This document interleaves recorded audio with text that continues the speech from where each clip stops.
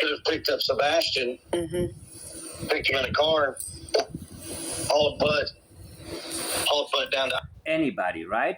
And one more thing. the most reasonable in my head that makes sense. So the first one is very simple. Okay. So the first one is very simple. Okay. Sebastian got up. So why does he need to tell us that Sebastian got up? In order to walk out of the house, he would have to get up out of bed, right? And that's because he didn't get up. He fell to the floor, being over-medicated, and hit his face on the ground. If you have missed my previous video, look it up. I'm laying out exactly how Katie has given us two statements that indicate this. This is just what I wanted to add to my last presentation. Why is he giving us unnecessary information that Sebastian got up? Very simple, because he didn't. Not on his own. And now we're getting back to where we left off. It hasn't worked for 3 years. Now, whether or not they're going to work it out, I don't know. But it hadn't worked for 3 years. Yep, and you found it out, and immediately you adjusted your theory towards this particular scenario. It must have been that Sebastian wound up disappearing wherever there's a connection to a camera that is not working. Blame the camera on how dumb your fabrications are. So anybody going, like I said, westbound. Again, so it means accept what I just said. Now let me tell you what I want you to think. Down Long Hollow Pike could have picked up Sebastian. Anybody could have picked him up, right? Jack and Lily Sullivan. They go with anybody. Anybody is keyword. Anybody except us can be responsible. Picked him in a car, hauled Bud down to I-65, and you'd have never known. You'd have never known. Interesting choice of words, right, people? In other words, don't challenge it because you cannot prove me wrong. And that is why this is in my head. That was our second. Yeah. This morning we were talking. We've been on it all day again, but and we talked of our first one. Of course, he wandered off. The second one is we talked about a sex offender or somebody, just a crime of opportunity. Yeah, see, I mean, that's... Well, he's giving him a little bit of leadway here to keep him yapping, and then zoom into hopefully another one. That's all I have to go on. I mean, Yeah. you know, That's all you have left to claim without people immediately saying this is impossible. all of Sebastian's shoes are accounted for. All of Sebastian's shoes are accounted for, right? Seth pointed that out. So this is what's going to kind of throw you off a little bit. Sebastian, you know, all of his shoes are at the house. Right. Now listen to this. All of my shoes are accounted for. All of Katie's shoes are accounted for. Yes, but you are accounted for, and Katie is accounted for. The problem is Sebastian isn't accounted for, yet his shoes are accounted for. You see, even though you may overlook these types of statements and think, how stupid is this guy? There is an intention behind it. So whenever you recognize a deception, the intention is what we want to get at. We don't want to say, okay, he's deceptive. We want to know why is he deceptive? Because he wants to minimize the significance that even though Sebastian is gone and you claim he walked outside of this house, but wait a minute, all his shoes are there. You're saying he walked for a mile and then maybe he walked into the woods or he walked, it didn't happen. Seth Rogers had to point out What do you mean he walked out? All his shoes are there. So now preemptively, you're trying to minimize something that goes completely against the fabrication that Katie has told you to run with. So Sebastian walking out in the middle of the woods. Yeah. Yes, all of a sudden it's coming to you that, wait a minute, Katie told me about not to say this anymore because people are going to say, there's no way, and why is he lying? I struggle with that one because I struggle with that one. Got it. Because now he feels the need to explain it. Sebastian was not a tomboy. And this is an interesting choice of words. A tomboy, a girl who dresses and acts like a boy, especially in playing physical games that boys usually play. Chris Proudfoot referring to Sebastian as not a tomboy indicates how he viewed him. He viewed Sebastian as a girl. Yeah. He really wasn't. I mean, okay. I know this is going to sound crazy, but a fly, spiders, even like a Charlotte. And she's doing well. I wouldn't be able to like chit chat like that, but that's sometimes what it takes. The same way like Charmaine when she gotten Daniel Martel to speak to her, and because of which we have seen this avalanche of messages from him that were very helpful in my analysis. This is sometimes what it takes to ease somebody. Wow. Oh, really? Oh my God. Ew, spiders. You know what I mean? Spider. Sebastian freaks out.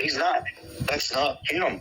Now, granted, we used to have snakes, and he was all about the ball pythons. So basically, this is just something that I forgot that I wanted to add real quickly. Oh, wait. Here's another one. Chris is about to explain to you why there are people who are suspicious of him. No, I got nothing to hide. I got nothing to hide. I mean, this is actually in the same sentence. And he stutters again. I got nothing to hide. I is a strong pronoun. But whenever you add something to that, it minimizes significantly. So when you repeat that pronoun, it can indicate it is hard for you to actually take ownership of what you're about to say. And I got nothing to hide. This is not where it stays. I mean, immediately he says, he needs to qualify it because he has so much to hide. It is hard for him to do that, to say, I have nothing to hide, and let it stand like that. If you have nothing to hide, your child is missing. It wasn't me. I had nothing to do with it. I have nothing to hide, and that's it. If somebody argues with you, you say, you don't hear me? I said I have nothing to hide. Well, how do you explain this and this? I have nothing to hide. Like when they create these, Dr. Phil calls it the mind virus, which is a little bit overcomplicating it. But when something goes missing in an office and money goes missing, and you ask somebody, one of the workers, well, is there a reason why somebody would say they saw you around 3:45 at the bathroom and don't return to your desk until 3:58? I have no idea. That didn't happen. I wasn't there. I didn't, oh, well, maybe there is this, I could have been that, I don't remember, blah, blah, blah, blah. This is how you catch people very easily. This statement cannot stand on its own. I got nothing to hide. I have nothing to hide. He cannot say that. And listen to this. And now he has to include Katie in this because he struggles with the pronoun I. And in order to gain emotional balance after trying to lie like this. He needs to include her in this. Not very off, but me and Katie are kidless. We are kidless. Okay. That's odd, right? Yeah. You know, my daughter lives in New Mexico with my ex-wife, and Sebastian lived with us. Yeah. And we don't have either one of our kids. Please feel sorry to us and leave us alone. Well, I mean, And by the way, it's none of our fault that our kids are not with us, right? we're guilty because we're not. We are guilty, and this is also an embedded admission. I don't want to say confession yet, even though using the context of his other statements that I'm not going to explore in this particular video, it is an embedded confession.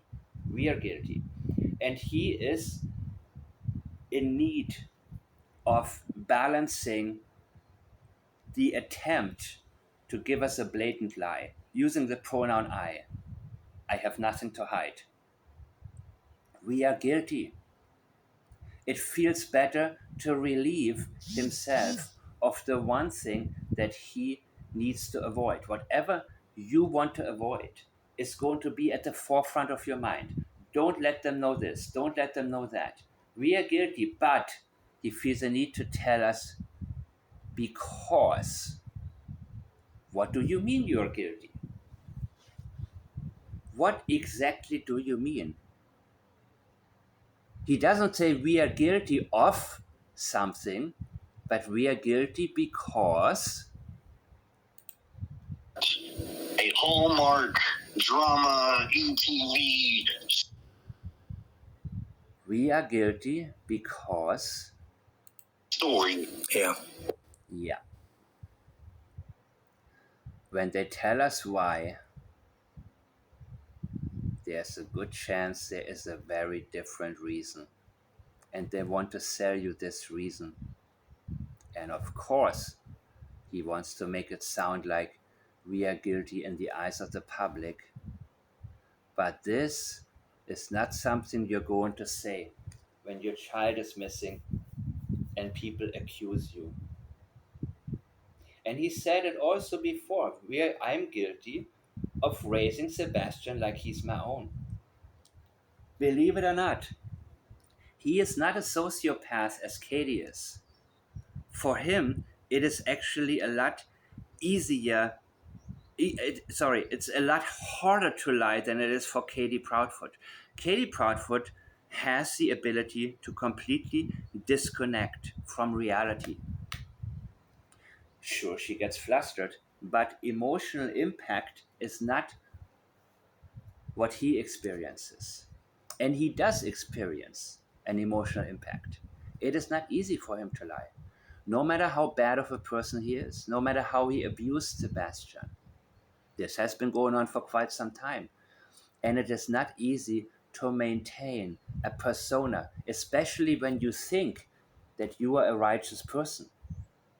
And eventually it'll start getting to you that you have to constantly portray somebody that you're not.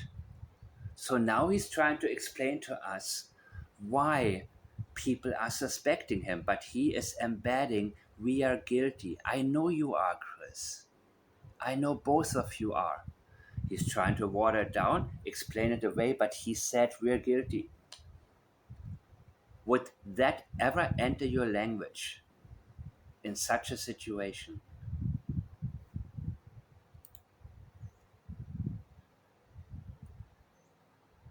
He is trying to give you something that you can consider him guilty of, so you don't look at the real guilt when he feels the need to say because. Let's go. Story. Yeah. You know, Katie's not out there dropping to her knees in the middle of the yard. Yeah. Yeah, but guess what? That's not why I suspect you. I suspect you because of Katie's statements. It's actually more than a suspicion. It's a certainty on my part. And your own statements. I didn't even look at that.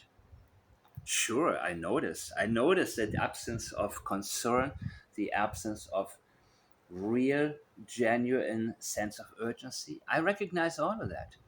But without the statements, I'm not going to assume. So don't assume that I assume. Screaming and crying, Yeah. and I'm not out Now he's being a drama queen. there just ripping everybody. And it's a form of gaslighting.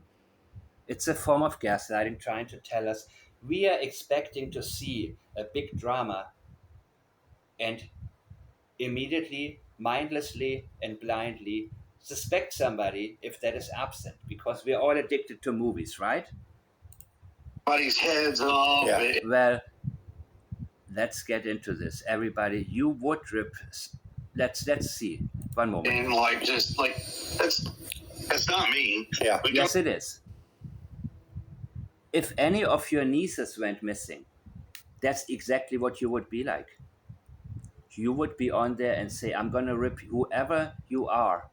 If you don't bring her back immediately, I will rip your head off. I will do. We have seen his outbursts. He is calm only when it comes to Sebastian because of the indifference, or dare I say, a sense of relief. He's kidless.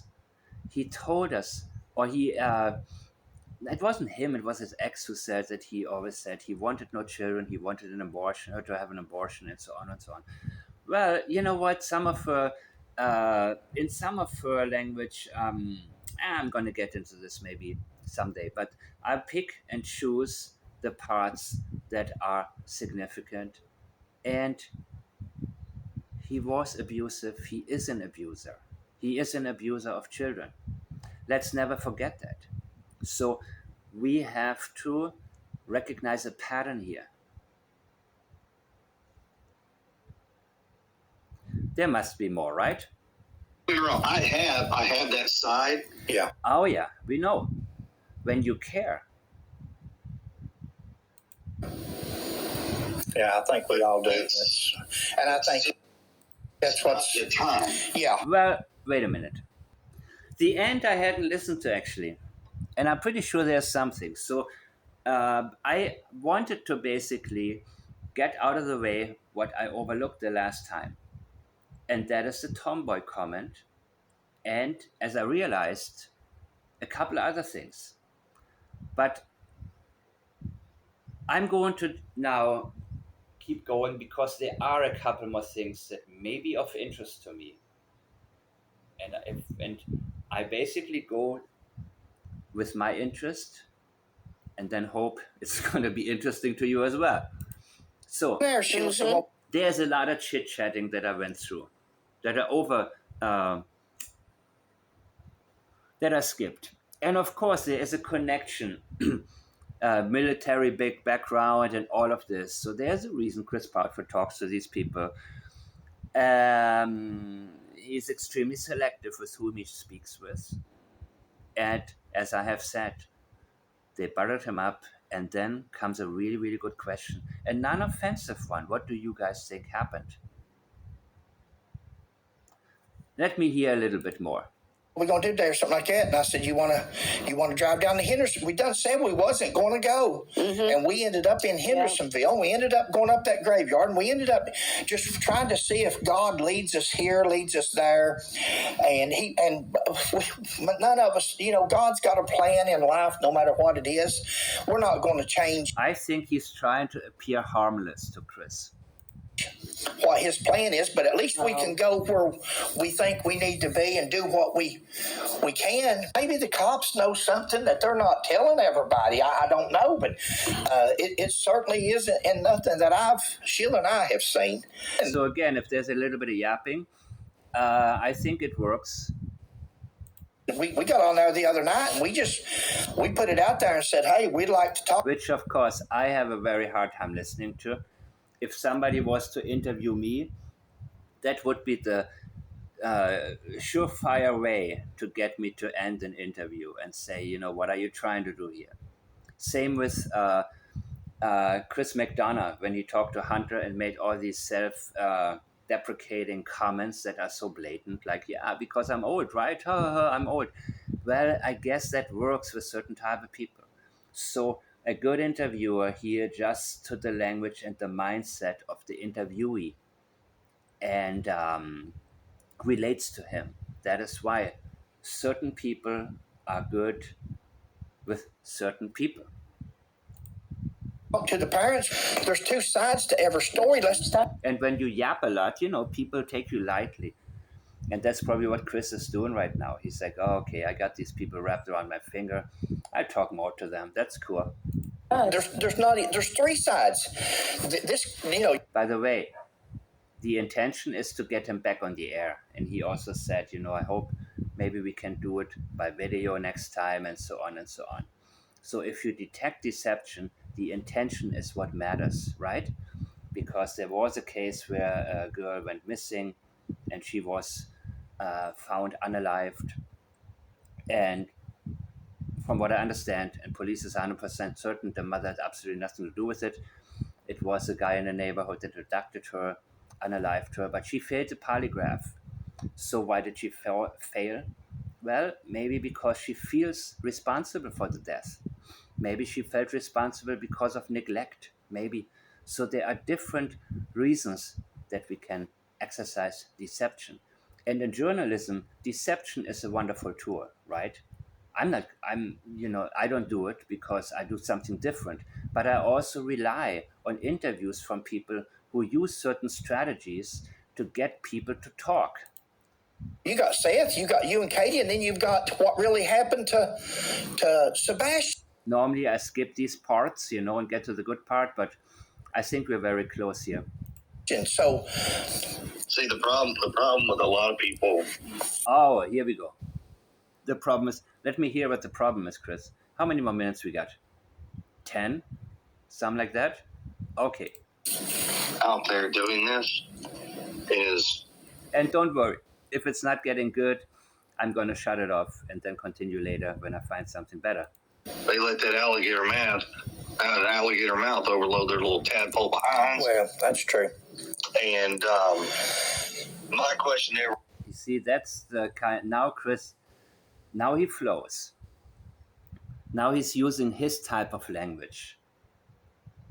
Everybody is when you eat crow, do you prefer mustard or just straight? Yeah. Because when the truth comes out, the wisdom of Chris Foot, yes. Oh, and that's why. Wrong. Yeah. I can't wait. I would. See, that's the inner conflict here. He doesn't want us to know what happened, but he is itching. He is itching to tell certain content creators how wrong they were. He talked about Justin from Clashed and Pearls. He talked about CCN from Mumming It Up. He named quite a few people. So he wants to stick it to them. And he has to be right because he is not smart. So whenever he has the opportunity to be right about something, he milks it. When he was on Web Sleuth, there were a couple of comments made in chat that the moderator repeated. And immediately he went to that. My family doesn't own a funeral home. And he went on and on about the things that he can prove are wrong. He goes for the easy and he sticks with that. And that, of course, sends a message, you are wrong, you're wrong, you're wrong, you're wrong. So now you got to listen to me. Because now you got to give me the benefit of the doubt. Otherwise, I will repeat how wrong you were. Those of you who have been listening to my channel probably know about more statements. But let me go. I can't wait to hear the apologies. Now, will we ever... You see? That's what he wants. Forget them probably. If you ever, you all talk, and if you ever want, we're here. We will do anything we can for you. We've got some questions. I don't care to let Sheila take snapshot of them and send them to you. You can see our questions, and you know what? I mean, we can't even go to church without being photographed. Yeah. Yeah, like your mom always talking about church, right? A great mask to wear. So, well, Fred and Sheila, I hope you're going to ask a lot more open-ended questions, like the one Sheila asked. That's what I'm looking for. That's what I can work with. How about anything related to when did you last see Sebastian? He's been asked that, but why not ask a few questions again and see how he answers it this time? I like the doubles. I personally love it when somebody gives a statement and then at some point later on, not the same day, maybe, yeah, it can be a few hours later or let some time go by, but unexpectedly ask the same, basically same question in a different manner and play dumb. Like, oh, I don't know if I asked this already, but yep, and then see how he answers it. I love it when people tell me a same statement twice in completely unrelated circumstances. Or are they backtracking? That's sad. That was one of our questions. Do you all go to church? Yeah. Now he's trying to, of course, be their friends because, they go to church. And so he's like, I can't go to church because, these people, these bad accusers, they're taking me away from the Lord. And all, that's the kind of, he's also trying to, he thinks that these people actually believe him, right? But he wants to keep it like that. Yes, sir. We try to go when we can. It's free. The problem is, even at our church, that people.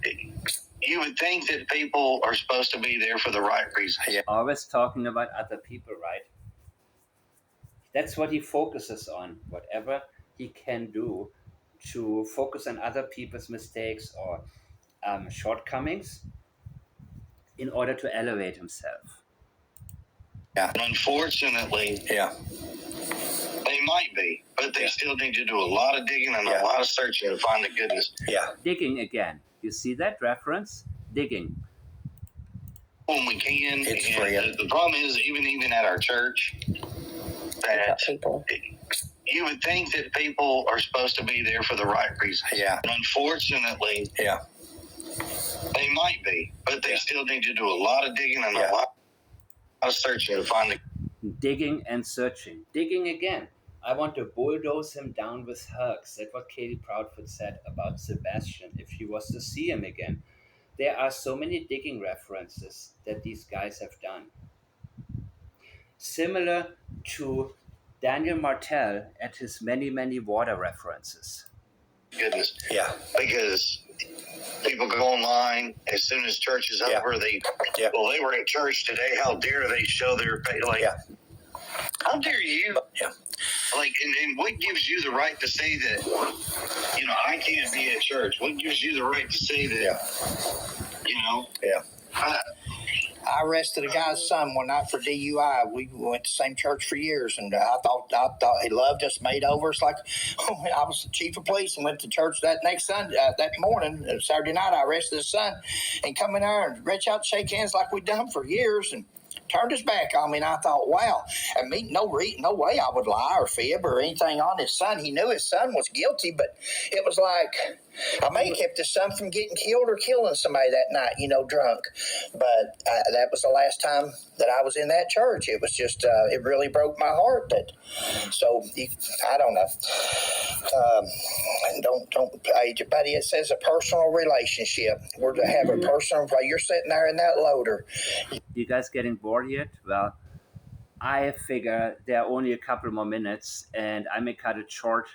Let me see. What is this? Okay, 4 minutes, 3 minutes. 4 minutes. You can sit there and talk to the good Lord and have as good as you can in any church. So just don't let that get you down. Mm-hmm. What we're doing here. This is a point where I'm thinking, okay, what did I forget? And this is also the point where I appreciate you guys' comments and questions the most. Because no matter what, the dots will connect. Connecting the dots, everything comes together in the end.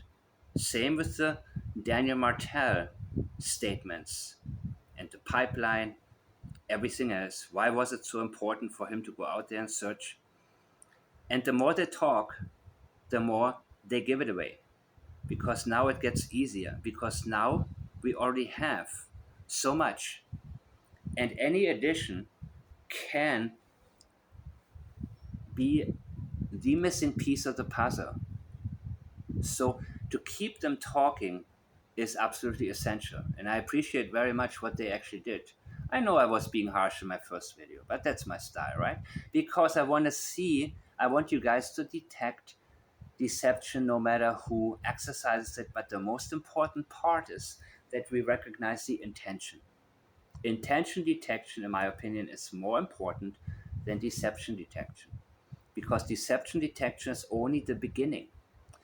Deception detection teaches us whom to focus on more. So in law enforcement, being able to detect deception can help police do their investigation in the right direction and maybe be able to find evidence and no longer need us to point them in the right direction. That can be enough.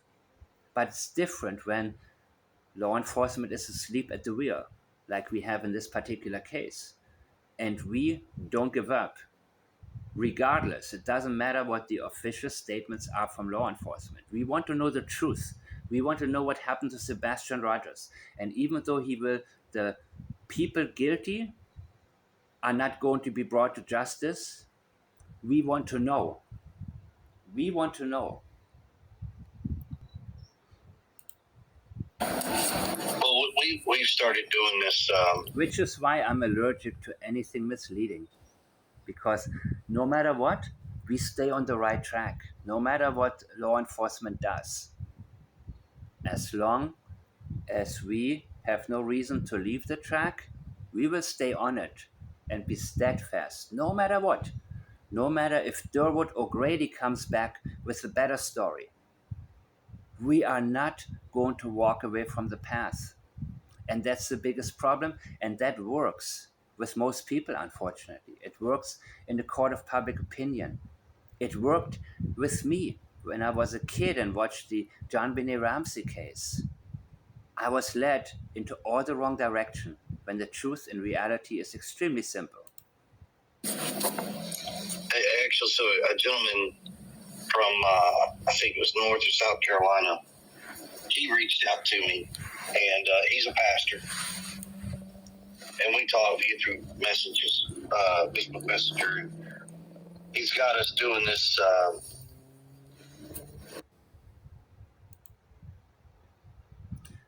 One more time. Well, we've started doing this. Actually, so a gentleman from, I think it was North or South Carolina, he reached out to me, and he's a pastor. And we talk via through messages, Facebook Messenger. He's got us doing this grievance course. Oh, Grievance. Grievance, yes? Grievance. Sebastian is no longer alive, and you know it. wow. He's got a workbook and a journal, and there's videos. And we're fixing to start getting into this grievance course. Sure. And I told Ken, I said, maybe we should do this. I said, regardless of the outcome. Yeah. I said, we're always grieving. Yeah. Yeah. Yeah. Regardless of the outcome, we are always grieving. Regardless of the possible outcomes. And one possibility that is not on his table is that Sebastian is still alive, because he knows Sebastian is not alive. It's a different thing with Seth. Seth doesn't talk about grievance. He is, according to Chris, he is grieving. That's what Chris stated. Chris's interpretation of what Sebastian's father says Rogers is doing is grieving. Because Chris knows Sebastian isn't going to come back.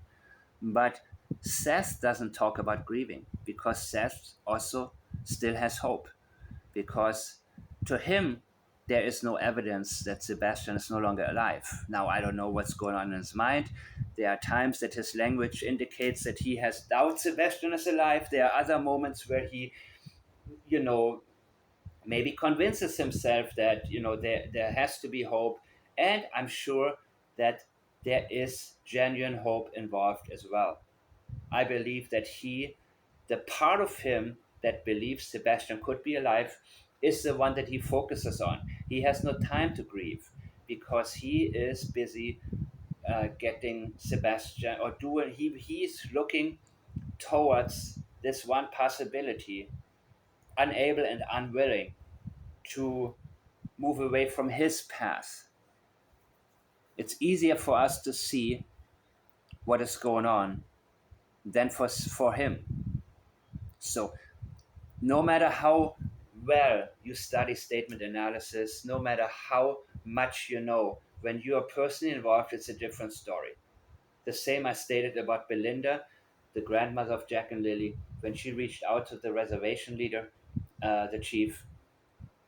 She knew there was nothing to the Durwood story, but you know what? Just that little bit of hope made her make that call and reach out to the chief, because when it's our children, it's a whole different story. Well, is there going to be anything more? So if I missed anything in this interview, please let me know the timestamp. You can email me at imfiretown@gmail.com. Apply plaids. Oh my God, I do it again. Priorities, leakage avoidance, intentions, deception, sensitivities. Have it in front of you if you need to. So you never get lost. You never lose track when you do an analysis. And if anything stands out to you that I have missed, I would appreciate you sending it my way. I am Mike the Man, and I can't wait to see you again.